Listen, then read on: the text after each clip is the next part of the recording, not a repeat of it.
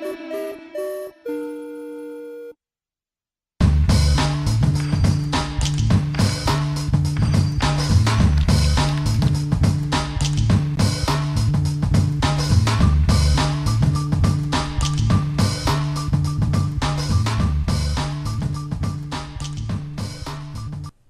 to episode number 18 of the Debrief podcast, a look at politics here in the Finger Lakes.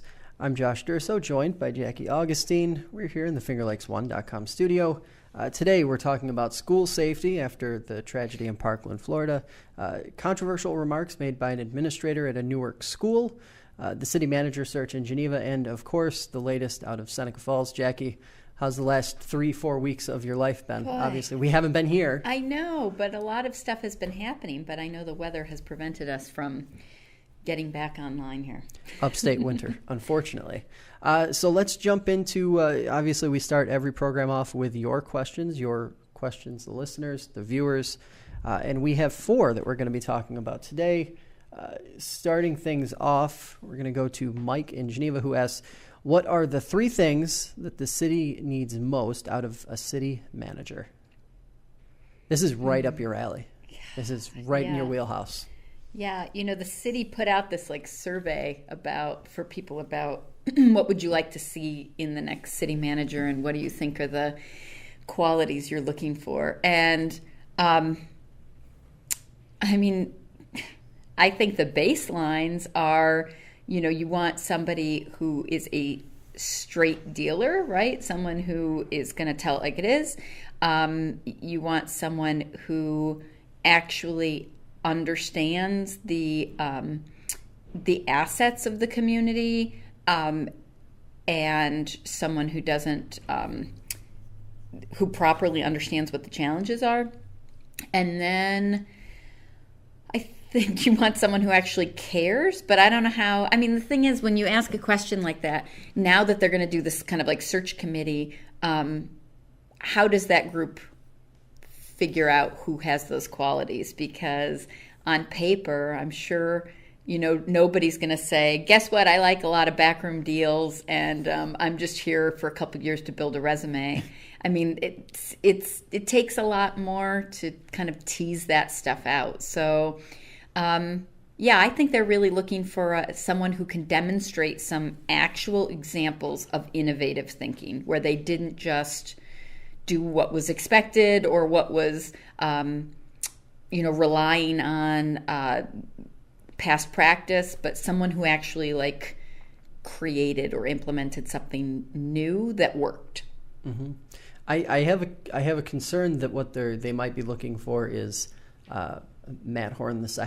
Mm-hmm. And that in a lot of ways there's positives and negatives, but I think keeping it in that vein without looking at some of the qualities that you're talking about could be really troublesome for the city. I just thought, they need a really strong leader. With that city council, you need a really, really strong leader, someone who can really get down in the weeds and understand the details of what's happening. Right. Because they're, again, due to city council. And third item, I was kind of batting between a few, but I think more than anything else, there needs to be somebody who has a pulse on the community. Right, it has to be somebody who actually understands the city of Geneva and all of the diverse issues that it's dealing with right now. But now, see, that's a hard thing to measure because, as I've said before, and again, nothing bad meant by about the current management team, because I think that they're great. Mm-hmm. I don't think any of them are interested in doing the job permanently. So my previous comment that there's nobody in Geneva who could do the job should have been qualified to say that there's nobody in Geneva who wants interested in the job that could do the job.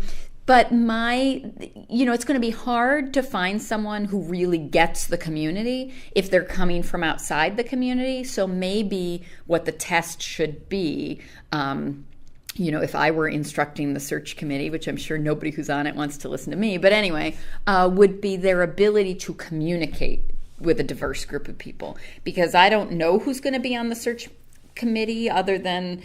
we saw Chris Lavin had an article in the paper where he kind of outed himself as a member of the committee.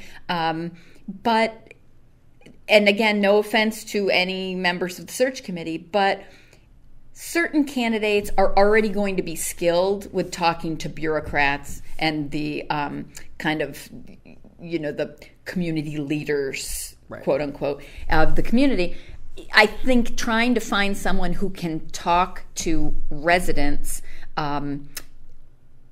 not about deal making, but just about their experience in the community, is going to be really key. So if they're able to craft some way of opening that up so that the true stakeholders in the community, the residents, the average residents, can figure out who actually puts them at ease, who they seem comfortable with, who can actually speak intelligently in a both intellectual and kind of emotional intelligence kind of way with a wide group of people. Yeah, and I guess I should have sort of qualified what I was saying by, pointing out someone who shows that they could obtain the pulse, because I don't think anybody's going to walk in unless it's someone who has been deeply rooted in what's going on in Geneva, in recent years, and how comfortable would anyone be with that individual taking on that type of role? Right. There's a lot of questions, but it doesn't seem like we're going to talk about this process more later in the show. Yeah. So I won't really go into any more detail there. But Allison in Ithaca asks, I've heard a lot of candidates, and she's referring to candidates for the 23rd District, Democratic candidates to take on Tom Reed, dance around the topic of safe injection sites within the opioid epidemic debate. Do either of you think that's a good idea, or is it just putting more people in harm's way? I'll go first on this one. Okay. Bad idea, terrible idea, worst idea ever. That's pretty much the way I approach the whole safe injection site. Okay. So I don't like what safe injection sites represent, because it sort of represents this treatment option, and it's not a true, it's not a facility, it's not more beds, it's not any of the things that the region, especially the rural parts of the Finger Lakes, need more of to actually deal with the opioid epidemic as a whole. A perfect world, maybe safe injection sites could work if they're coincided or working directly with actual facilities, inpatient facilities, outpatient facilities, all these different things that you need that cost money. And this is sort of one of those themes as I was going through all the things we're going to be talking about today. It's like we have a lot of problems that are going to require, unfortunately, money being spent. And we're not going to solve any of our issues by just saying, well, throw them in jail, forget about them, or, create a place where they can just go get a fix in a safe environment. That doesn't, it's the low-hanging fruit approach. You would say, and I was thinking about this before we came on, it's like, you would say it's the non-nuanced approach to dealing with it, with the problem. And it is. Yeah. It's just, here's the simplest way for us to possibly deal with it. Yeah, I mean, I have to admit this is not an area of expertise for me. I guess me either. To be, I mean, disclosure. I just haven't. I haven't spent a lot of time looking into this. But I mean, the opioid epidemic in general seems to me like there is a disconnect between people who have needs that could be met in a variety of ways, like you said, that are going to require more investment in direct services. But the thing is, if somebody doesn't come forward and self-identify as needing help, that's part of the problem. So the only upside I could see to safe injection sites would be, at least you are starting then, you're taking that first step in helping people self-identify as a person in need of additional assistance, and maybe that provides people at least that baseline sense of, hey, somebody actually cares what your experience is, somebody actually cares if you are safe, and maybe that could be a way of opening a door to then inviting in additional assistance or help. So. Right. But I'm not sure that that's the motivation behind starting them. I'm just saying that if you're asking me in general about the concept, I could see that might be a benefit. All right. So another item, Robin from Canandaigua asks, if the age to legally purchase a gun is raised to 21 years old, do changes need to be made in the U.S.'s draft policy? And this was a really interesting question because of all the, obviously, there have been a lot of debates around firearms and mental health and a variety of topics, school safety. We're going to be talking about that in a little bit. But I thought this question was interesting because it doesn't, to me, when I read that, I saw this a few times on Facebook also, where people were saying, well, if you raise the age to buy a gun, then you have to do X, Y, and Z also. But it's like, not really. If you're 18 and you're drafted, you're going to receive specialized training, which makes you qualified to operate that gun. If there were, and I was thinking, well, what kind of circumstances would have to be created to sort of help this situation? Well, maybe then you create a scenario where an 18, 19, or 20-year-old could apply for some sort of specialized training to get early access if they have a need. It's really tricky, but I don't think, and this in no way, shape, or form indicates my position on the Second Amendment or that whole messy debate. But I don't think if the age to legally purchase a gun is raised to 21, that the draft, any sort of changes need to be made to our draft rule. I mean, the likelihood of us ever utilizing a draft again is incredibly slim anyway. But yeah, I mean, frankly, and this does expose my opinion about the gun debate in general. I mean, let's just acknowledge that automatic and semi-automatic weapons are military equipment. The well-regulated militia is called the U.S. Armed Forces. So if you're going to go into military service, I hope you're going to get training on the requisite equipment. I don't think you need to have that just hanging around your house or going out to hunt animals with that, because I think that just means you don't trust that you're a very good shot, in which case I don't think you should have a gun at all. But I understand that that's a controversial topic. It really is. Yeah. But no, I think the two are completely different. If you're in the military, you learn how to use military equipment. If you're a civilian, the rules are different. There's nothing wrong with that. Yeah, and our last question for the day, as far as reader questions go, Barb from Henrietta says, I heard on Connections with Evan Dawson a panel debating the reduction of the legal voting age to 16 or 17 years old. I heard that podcast also. So she asked, should minors who can't even legally buy a lottery ticket be eligible to impact the outcome of an election? Miss Jackie, what do you think? As a politically engaged high schooler, that's when I kind of first started getting involved in politics. I still did not feel at that age that I should be voting. So I don't have any problem with 18 being the legal voting age. I think that makes good sense. But I don't think that voting is the only political action that you can possibly do. So I don't feel like just because we're seeing a real groundswell of effective and amazing political organizing from younger people, I don't think that necessarily means that the voting age is kind of up for grabs.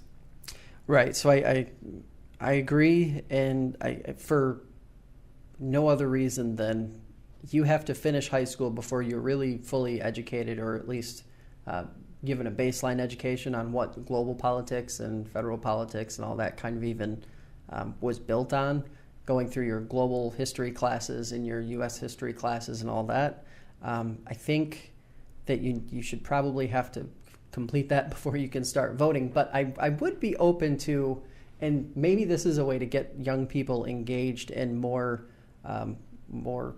thoughtful about local politics. I would be interested in seeing the exploration of maybe 17-year-olds having the opportunity to vote in local elections as a vehicle to actually, you're talking about, elections that have small turnouts, and you're talking about people who at that point, 17 years old, you may not understand, Korea-U.S. relations or the complexities of, Asia or Europe, but you probably have a pretty good grasp of what's going on in your hometown, most likely. Yeah, I mean, I think that's While I think what you're saying sounds sensible, I don't want to buy into the argument that there has to be any kind of test in order for people to be able to vote. I'm not saying you're talking about an actual test, but let's face it. I mean, we've got a lot of people voting who don't know anything about anything, right. and I don't want to take that away from them. Right. So on the other side, I don't want to say that once you've reached a certain age, you now have the requisite information to be a voter, because I don't think there is. I would love it if people were concerned and informed about what they're doing, but that's not, as a general rule, our requirement. But I think that this is instead of looking at what can we ask younger people to do more of, I think the question really is, what should we be asking our local governments, our school boards, our regional government agencies to do to involve younger people in their communities? Because we all recognize young people have something to contribute, but we don't have very active youth boards, junior members. We could have a lot more of that, and that would actually acknowledge that there is a valuable voice there that isn't being fully represented, and yet still be like a training ground in anticipation of then reaching the age of majority and voting. I also, in looking at this question and thinking about it, it does sort of open up the can of worms to the side of, I would like to see more local political history explored in high school curriculum, to sort of give students an understanding of what's happening, not just on the grand scale of, presidential politics or things like that, but actually, the history of where they're basing themselves. Right. And that, I feel like that's also a little easier to grasp for most people than the bigger, grander stuff. But hey, agree. We have other stuff to talk about. So obviously it's been a while since we've been here, and the tragedy in Parkland caused a lot of reaction, a lot of different ideas as far as solutions. One of them that we're going to talk about today. The New York State Sheriff's Association says it's time for sufficient funding to provide at least one armed school resource officer at every grade school and high school in New York. They called on legislators to make it happen through this current session. Wayne County Sheriff Barry Virts said, "This will be an expensive undertaking, but we owe it to our children and their parents to provide a safe place for education to take place." For some numbers, there are roughly 4,750 public schools and another 2,000 private institutions in New York State. The group does say that the cost of the proposal would be roughly equivalent to one new teacher at each building. The idea being that relationships formed for supporting school resource officers, the relationships that are forged while the students are K through 12, pay dividends when they're adults and living in those communities. I guess to start off and just throw it over to you, what are your thoughts on that particular, as someone who was once involved with government? Obviously the money seems to be the thing that's always debated and talked about. Yeah. How do you feel about that prospect Well, first of all, I'm not sure the research actually bears out that the relationship aspect is really translating the way people thought it would, right? So there are two different things. People who are saying we need more school resource officers right now in the wake of what's going on are thinking of them as armed guards. That's a totally different thing than thinking of a school resource officer as, your police pal that hangs out at the schools and helps to get to know kids and help mediate issues that are going on in a way that doesn't lead to arrest. Unfortunately, I think because communities aren't clear what their expectations are about putting armed police in their schools, we don't really know what methods work and what methods don't work. I am not in the camp that the best way to stop a bad guy with a gun is with a good guy with a gun. I think to me, that's gang logic. That is what we tell kids they should not think is the correct answer. So I don't buy into that. And I certainly don't think we should be arming teachers.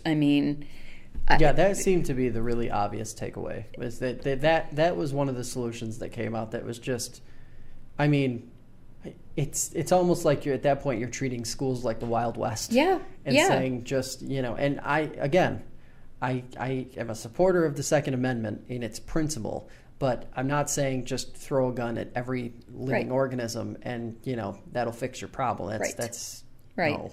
So I guess I'm on the opposite side here, that I don't think the answer to this is more armed people of any sort in the school. I guess I'm in the opposite camp, but only to a certain degree. I think having a school resource officer at every school is a good idea regardless. Okay. Just as a general practice, shorter distances, especially in rural places. I've talked to Seneca Falls Superintendent Bob McKevney, and I talked to South Seneca Central School District Superintendent Steve Zielinski. And, up here in Seneca Falls, schools are closer together, not very difficult, but talking to Superintendent Zielinski down in South Seneca, where you have a larger, it's, I believe, 154 square mile district, it becomes a little more difficult if you have an emergency in Interlaken and you have to get back up to Ovid. It's time. And in an emergency, and I understand that in Parkland, a lot of people have said, well, the response in Parkland wasn't correct. The deputy that was there did not do his job, or did do his job, whatever the case may be there. In principle, on paper, having an extra body at the facility is just a better protocol in general in terms of response time. Because I think of it in terms of response time to any kind of situation. Maybe it's a fire, and and he happens to, the deputy or the officer can quickly get access to an extinguisher and put it out before it spreads or is worse. Right. And that's the kind of thing, I try to think of it less through the vein of this particular incident, this particular tragedy. And in general, is it a bad practice? If that's the cost, if the cost is just one more teacher, or approximately one more teacher, you're saying in that $40,000 to $60,000 range for each building, I think that, if you're talking about something where school taxes are very high, especially in, villages and places like that where people already have really high property taxes, I feel like you're going to have a hard time making the money argument to them saying, well, we just can't afford it. Right.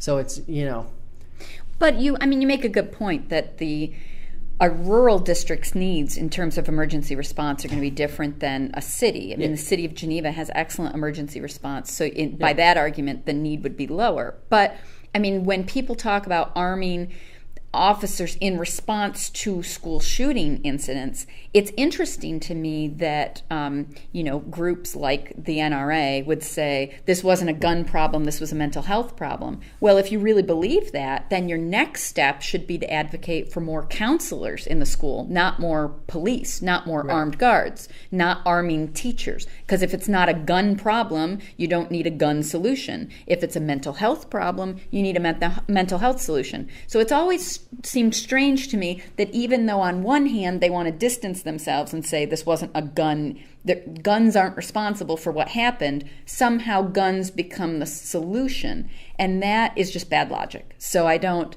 so I'm not on board with that proposal.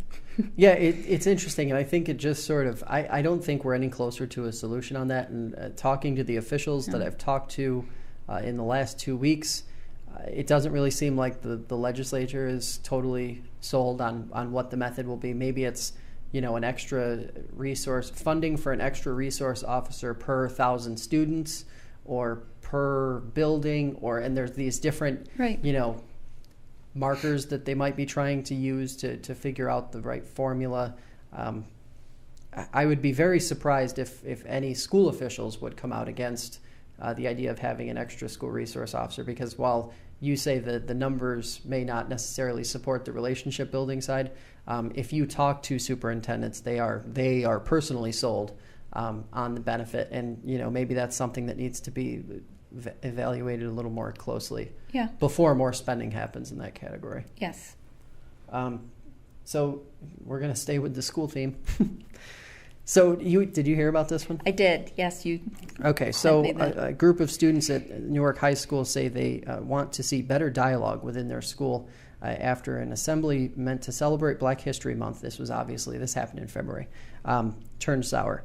Principal Thomas Root, and I hope I am pronouncing that properly, is accused of asking all of his colored students to stand up for a round of applause during the assembly. Roughly 650 students were at the assembly. It was a middle and high school assembly, apparently. And the school said approximately 40 of the students were minorities. He referred to himself as a white leader at the school, and again referred to his students that were of minority descent, colored students. And then the school said in a statement after that it was a communication error, and they were trying to express that they have a diverse student body while recognizing they have a white administrative structure. Like, there's so much to unpack there that's just insane. Yeah, I mean, and I don't mean to laugh because it's funny. It's just absurd. Okay. So I mean, okay, remember, okay, so we started with this question about city manager, and this is what I was talking about. So if you want to be a good leader of anyone, right, because any group is not homogenous, right? Mm-hmm. So what you have to do is be aware of the unique kind of values and experiences of the people that you claim to be leading, right? So the fact that this assembly was not just tone deaf, but really like just given in a way that goes beyond tone deaf into like actually offensive territory shows that actually maybe this white leadership structure is the problem, right? Like that nobody saw that it was an issue until people complained shows that there's just not an awareness. So that to me is a serious thing. It's not just a misstep. It's not just a communication issue. I mean, if you can't communicate effectively with people you are leading, that means you don't understand the people you're leading. So it's an understanding issue. It's an actual, caring issue. If you cared about your student body, you'd understand your student body. Mm-hmm. It doesn't mean you're going to be perfect. It doesn't mean there won't be missteps. But again, I don't think this counts as a misstep. Okay, so I kind of separated the issue of what was said from the school's response because I thought the response was much more interesting than the offensive thing that was said during the assembly. In fact, I kind of border on thinking it was wrong. Okay. So I was looking at I kept looking at the story and looking at the statement that was made, and so 650 students are at the assembly. Mm-hmm. 40 of them, this school says roughly 40 of them were minority students. And then they go through, and then their statement, they say they have a diverse student body. Right. That's roughly 6%. Like that breaks down to roughly 6% of the total school population. And I'm not saying that to disqualify what is happening there. I'm saying that because that's a misrepresentation of what they did. Because I mean, are they only counting the students who stood up? Are they counting their total student body? Are they? I mean, yeah, it doesn't make sense. Right. Like you have a diverse student body, but only 40 minority students were at the. What happened? Like that doesn't. It literally just doesn't make logical sense. Yeah. And I'm sitting here thinking to myself, and you're talking about, the administrative staff is probably tone deaf, and I think that probably they just didn't think that it would be a big deal, that they could just kind of cruise on through. Right. And I guess it's just so frustrating because it feels like they used that diversity statement to soften the blow of what they did. Right. Right. And it's like, no, there is no, that just doesn't make sense. 6%, right. I can probably think of a number of suburbs in Monroe County, of Right. Rochester, that have a more diverse student body than that. If that breakdown is reflective of the whole student body. Right, which I would assume if you're talking about the middle school and the high school, or even just the high school, it's probably reflective, like roughly. Well, see, I don't know, because I didn't look it up, but I do. I mean, I think I see what you're saying, which is that either he put a handful of kids on the spot for essentially no reason, like just to make himself look more progressive or something, or he completely ignored the fact that he did not have full attendance or buy-in from exactly the students he was attempting to spotlight or reach out to. I mean, either option is bad. Yeah, and so I mean, I don't really understand what the point was. the poor execution of it also, of the whole assembly, Right. also tells me that there's probably a lack of curriculum around Black history Yeah. in the school itself. That's just a guess. And Yeah, I'm I mean, assuming- let's have a Black History Assembly and have just the white people tell us what we should be doing. Right. Because I sort of looked at it. Doesn't make any sense. I separated, I guess what really happened was I was separating the language from what actually happened. Right, And when I was right. looking at what actually happened, I'm thinking to myself, this just doesn't make any sense. Like, Right. it just literally Yeah. tone deaf. It's a million things. It's Yeah. wrong. It's inappropriate. And I mean, it's basically a blanket admission that rather than involving any students of color in the planning of a celebration of students of color, we just decided to do what we thought would be best. And isn't that exactly the problem? Well, and it's like, you do it in an assembly. Why Right. not do it in a classroom setting? Yeah, the whole thing. Yeah, there's a Especially lot. when it just, There's a lot that's wrong with that. like I said, there's But it so doesn't much seem to that they unpack. realize that there's anything wrong with it, which is really like you said, the statement afterwards is even more of a problem, because the statement was like, what? What Did was they wrong? care? Did they care? I mean, really? Like, I think that, to me, that was my takeaway. It was like, Yeah. did they even care? Okay, so let's jump over to the latest on the city manager search. Are we getting closer to a decision? What's your pulse on what's happening right now in Geneva? I have no pulse on this. Lack of pulse. Yes, I'm sorry. I should maybe know. Maybe all residents in Geneva should know a little bit more what's going on. But I have to say that the guest appearance piece in the paper when Chris Lavin said he had been invited to be part of the search committee was the first I knew that there was going to be I mean, I assumed there would be a search committee, right? There's been talk that there will be a search committee, but if the city wants to try doing things in a better, different, more open way that shows that they care about communication, it does seem like there might be more alerting people to what the process is. So it's my understanding that they're advertising for the position and they're going to start interviewing at some point. But other than that, they did put out this survey. I'm not sure if the survey's still open. It wasn't clear who would receive the responses to the survey, whether any of those questions. I mean, it just, again, it's like a feedback loop, right? The city has not mastered the feedback loop. They say, we should probably ask people what they think, but then they never come back and say, we heard what you said, and now here's what we will do next. And it's, I'm just waiting to see how this unfolds. I have more things to say, but I'll wait till Well, and I'm sure we'll talk about it again. it just seems so puzzling. The whole process seems pretty puzzling at this point, because there hasn't been a lot of discussion about it. It doesn't really seem like there's been a lot of discussion about it at city council meetings either. Right. Um, Well, and what's troubling, I will say, is that in the guest appearance that Chris Lavin wrote, now he's going to be on the city manager search committee, and I'm sure everybody who has an opinion about what they're looking for. But his guest appearance was what I would consider to be a project or priority-oriented piece.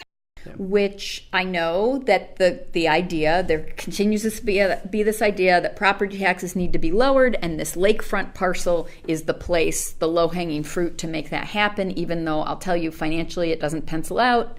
They'll say it does. If you look closer, it really doesn't.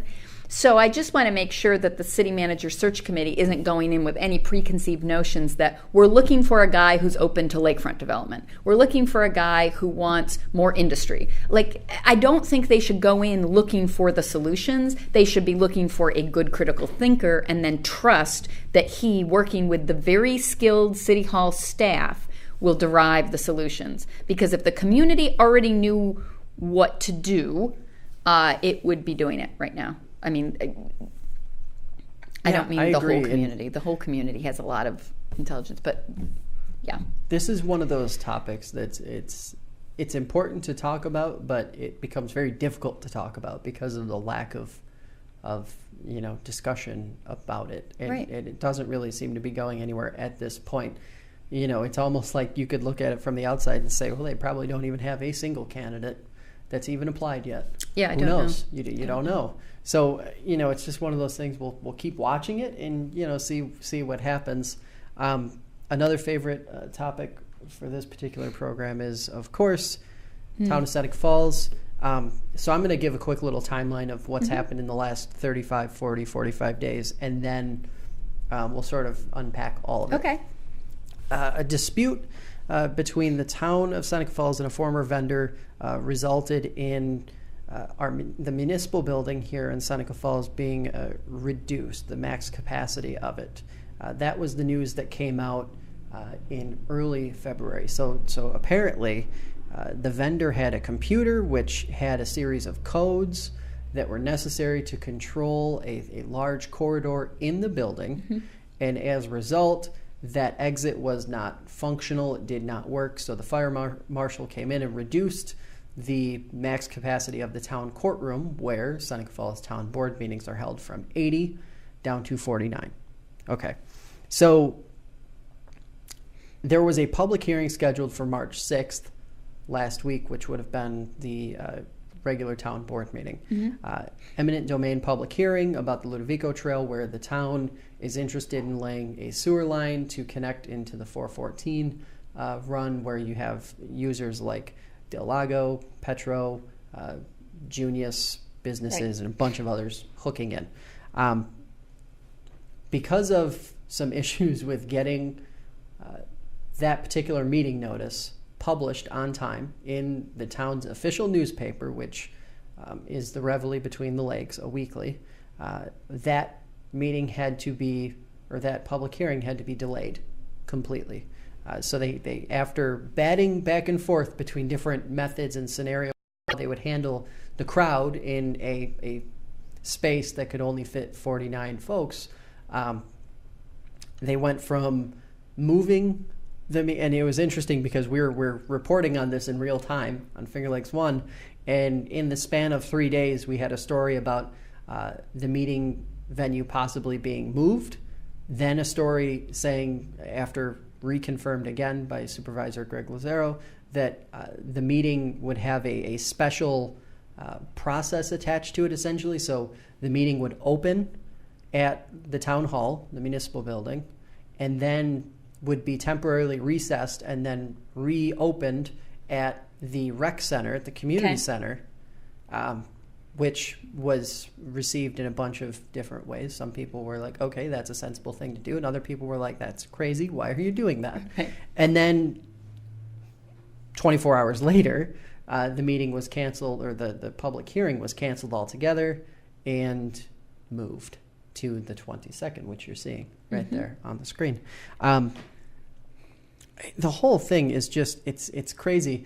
And this was happening while, so that meeting comes along and it's just your average run-of-the-mill session. The town board passed a resolution opposing the incinerator, but not before Supervisor Lazaro referred to a Republican county board member the week before during committee meetings as a liberal Democrat after reading the exact same resolution to be passed at the county level. And by the way, that resolution passed the town board unanimously. Right. Supervisor Lazaro voted for that himself after he said he would not support it at the county level. It's just so. Looking forward to March 22nd. Are you looking forward to? I'm physically looking forward to it. I am not actually looking forward to it. It really, I think that the sort of tenseness that people have been feeling in Seneca Falls, if that's even a word, that's probably not actually a word. I think you mean tension, but I think everyone gets it. Yeah. You know, it's just, it's never ending. Yeah. And I think at some point people are going to begin asking themselves a little more aggressiveness. What is actually happening here? It hasn't happened yet. A lot of people in Seneca Falls, and I've kind of marveled at the fact that a lot of folks here have, thought that the tide was going to turn and that progress would start to be made and that things would start to change and this wouldn't just be forever. But we are now 2+ years into the current administration, and it does not appear that anything is changing. So I'm genuinely curious how things will progress, and I'm thinking people are getting closer to their tipping point. I think. Yeah, I mean, I think legitimately so.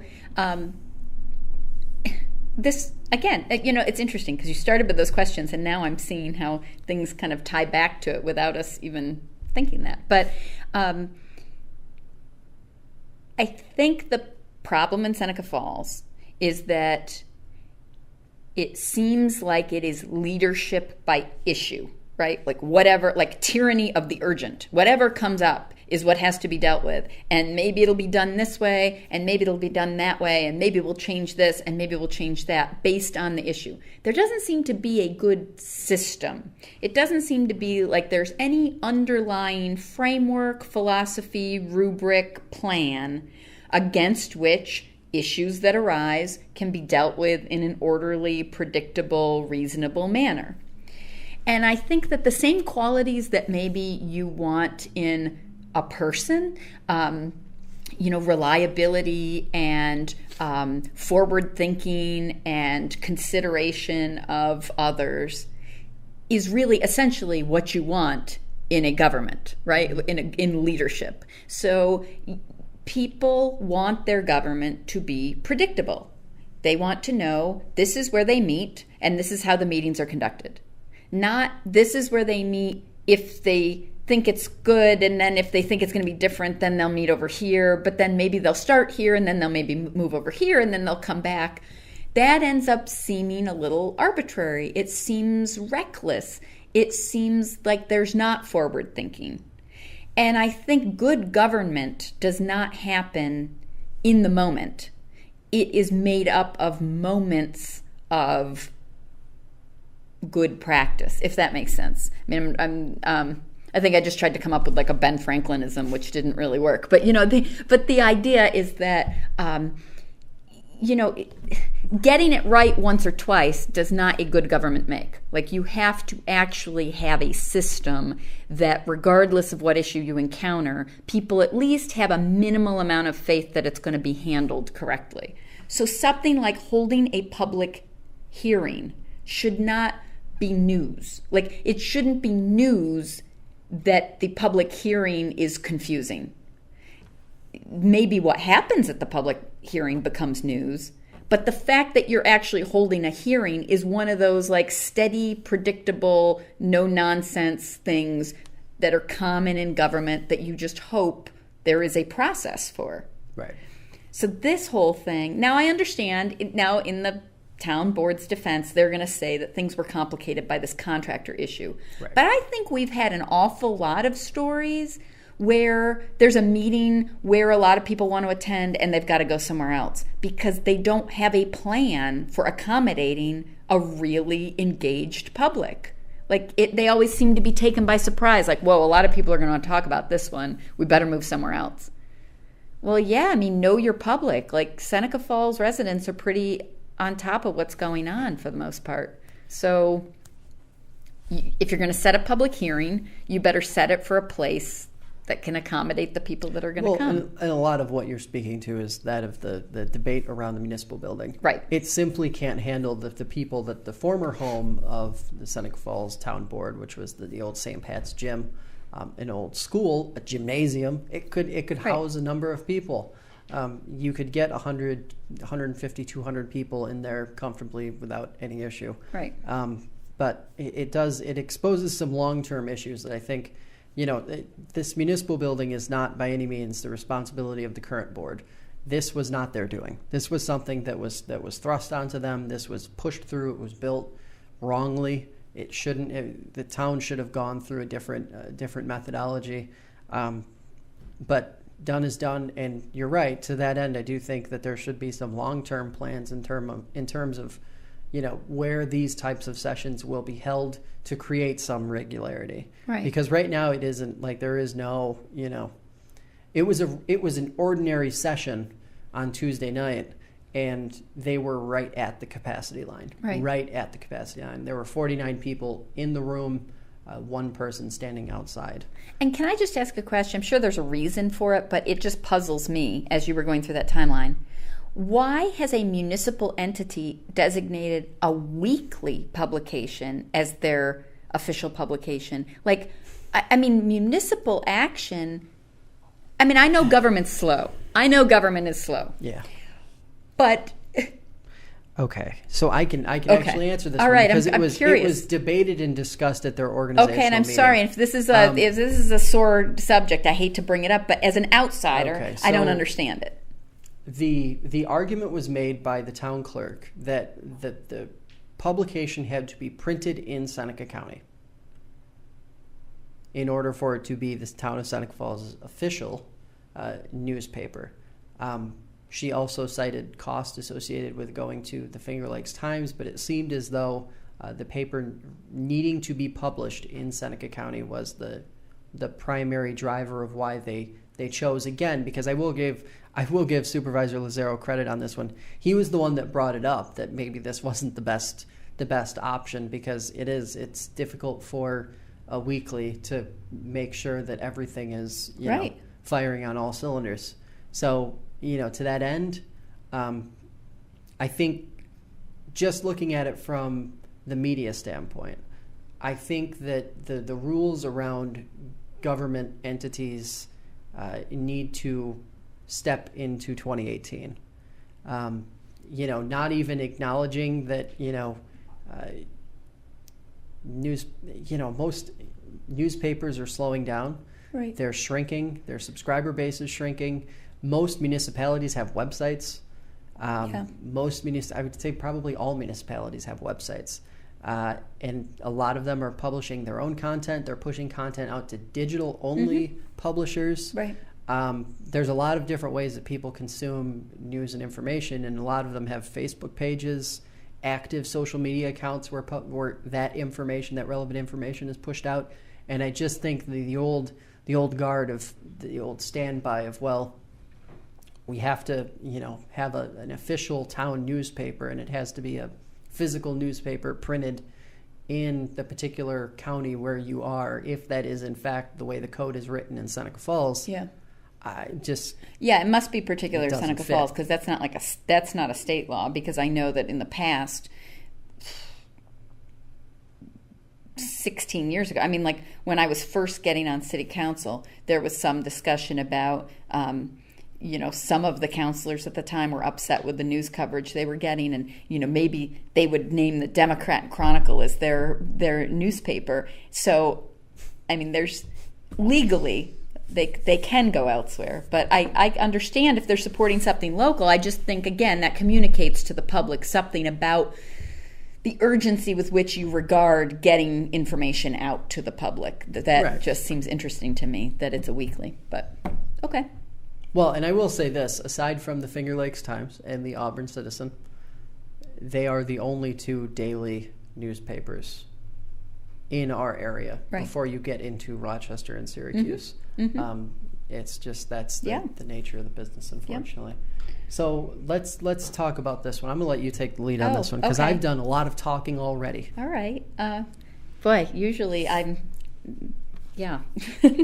Well, it's you want me to talk because... some more? That's okay. Yeah. So the Child Victims Act is it's a piece of legislation that has passed the Assembly with bipartisan support, right, and is now stuck in the Senate, as these things sometimes do, which extends the statute of limitations for which people can bring first a criminal suit for various sexual assault charges. So, okay, quick piece of background. So, Class A felonies do not have a statute of limitations currently. This would not turn the rest of the felonies related to sexual abuse and assault into limitless prosecution. What they would do is, right now, the statute of limitations is 5 years past the victim's 18th birthday. So people currently have till they're 23 years old to come forward with some criminal allegations of child sexual assault. This would extend it 5 years and give people until they turn 28.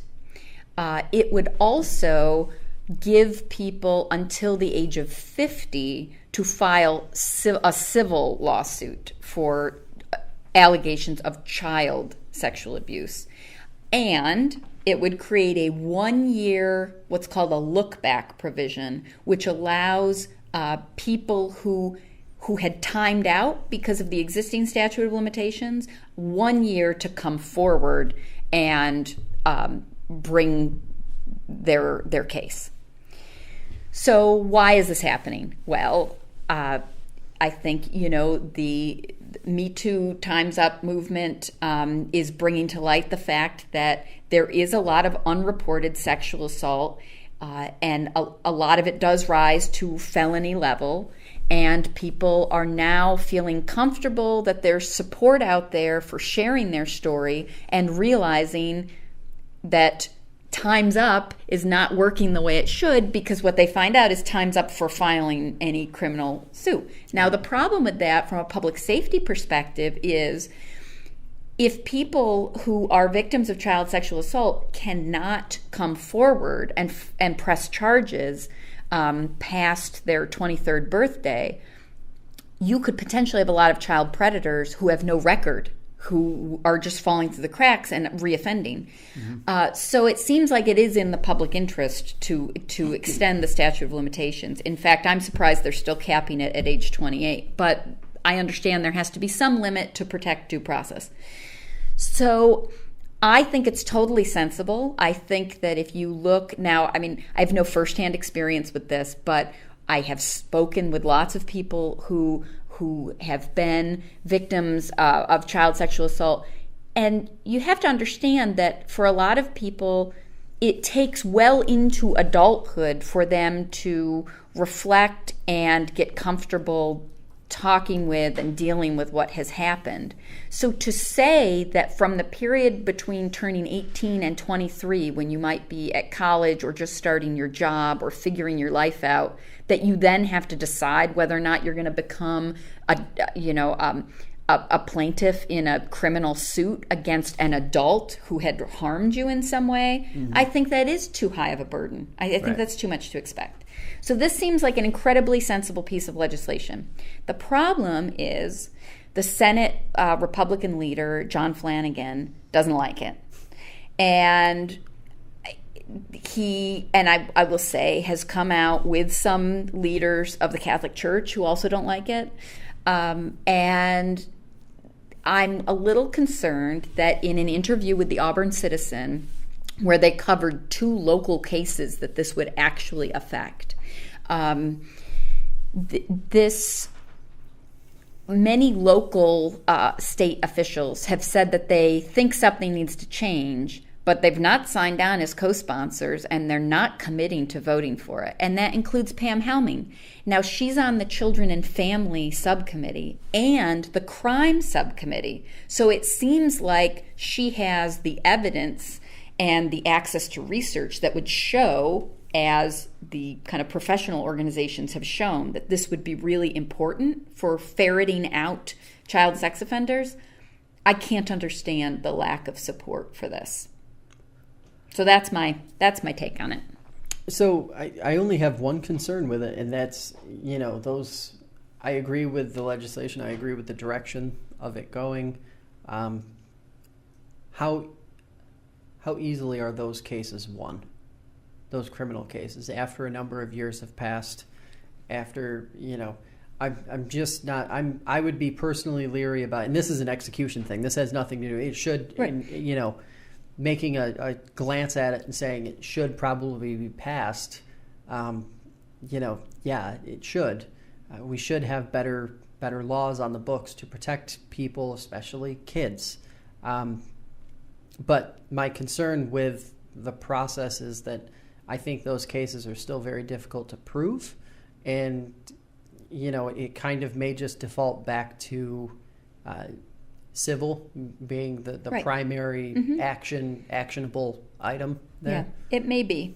And I will say, that's one of the things that Senator Flanagan said, that he's concerned about, how this over time, people's memories are affected and the ability to gather evidence. But let me just say again, on the criminal side, this is only extending it 5 years. So I don't think that necessarily by the time somebody turns 28, their memory is going to be so impaired that and all evidence will have been lost, especially now. I understand that some of these prosecutors who were operating 20 years ago before they joined state government, things were different. Storage of evidence may have been different. Collection of evidence was different. Nowadays, the idea that going forward, a kid today would have until they're 28 years old to come forward and initiate a criminal prosecution seems reasonable to me. I don't see that as being out of line in any way. I agree. I can't really. This is one of those things. I will be interested to see how this, how it pans out. Well, I think it would actually be an opportunity for Pam Helming to show some independence from the downstate Republicans, because there are a group of Republicans who are not in lockstep with Flanagan who will support this, but they just need a couple breakaways, and she could do that. Yeah. So. Last topic here to jump into, what is your story or stories to watch for the next couple weeks until we come back here? Okay. I have a couple. Well, first, I guess on the same theme. So this group has started, this Finger Lakes assault and sexual harassment group, like anti-sexual harassment group has started. Their acronym is FLASH, and I'm trying to now keep the full name in my head. I think it's like Finger Lakers Against Sexual Harassment. The idea is, this is a group started by and for workers in industries that tend to get overlooked. So restaurants, housekeeping, service industry jobs where harassment is very frequent, but people are reluctant to speak up because they're afraid of retaliation, retribution, losing their job, losing tips, other income. And I can say from personal experience, having worked as a housekeeper, having worked in the food service industry, that this has been a long time coming, that there would be a local kind of support network for people to be able to say, yeah, this particular employer or this particular place has a long-standing issue, and maybe giving people an opportunity to address those conditions. So I think that's like, if we were doing hits and misses, that was going to be my hit. But I do have an ongoing developing story that I'd like us to talk about in the future at some point. And this is what happened to MCC with the of course, active shooter drill that they did, which what do they call it? They're trying to call it something else now, like a lockdown procedure test or something. But the thing is, they flipped and flopped so many times that it's just in a span of just 3 days. Well, what they're trying to get themselves out of is the bad press of having done a drill without telling people that it was a drill. And now they say, well, it took us only 7 minutes to alert people that this wasn't for real. I'm going to tell you this. If you've ever been in your house and worried that you heard something, 7 minutes of not knowing if you're like under attack or something is a long time. So Evan Dawson, this is our second plug for him. His podcasts are great. So people who are listening to this should also listen to him and vice versa. But he did this interview with some of the students that were there. I mean, people were screaming, crying, running away, locking themselves into stuff. I mean, it was chaos. It was not an orderly drill of let's just practice what we should do, which, let me just say, I'm not sure I'm on board with that either. But to not tell people, like, what if someone had died? What if someone had a heart attack? What if somebody had a gun and said, I'm going to take care of this myself, and went out into the hallway and started shooting, right, to defend everybody? I just can't believe they did that. And I think that issue is going to come up a lot, because I think all public facilities and schools are wrestling with that issue right now of, do we do drills for this or do we not? I mean, elementary schools, that elementary school in New Jersey that they were talking about on the podcast has been doing this with the elementary school kids. And it's traumatic. I don't really know why this is necessary. So... yeah, that's a story to watch. That's a story to watch, and that's something I'm actually going to go out on a limb and say that'll be the first topic we talk about in the next podcast. Okay. So stay tuned for that one. My story to watch, or thing to watch, this morning I had Ontario County Board of Supervisors Chairman Jack Marin in studio. We talked about the development on State Route 96 in Victor. Really controversial, really tough issue for the people who live and do business in that portion. They're weighing different options, and right.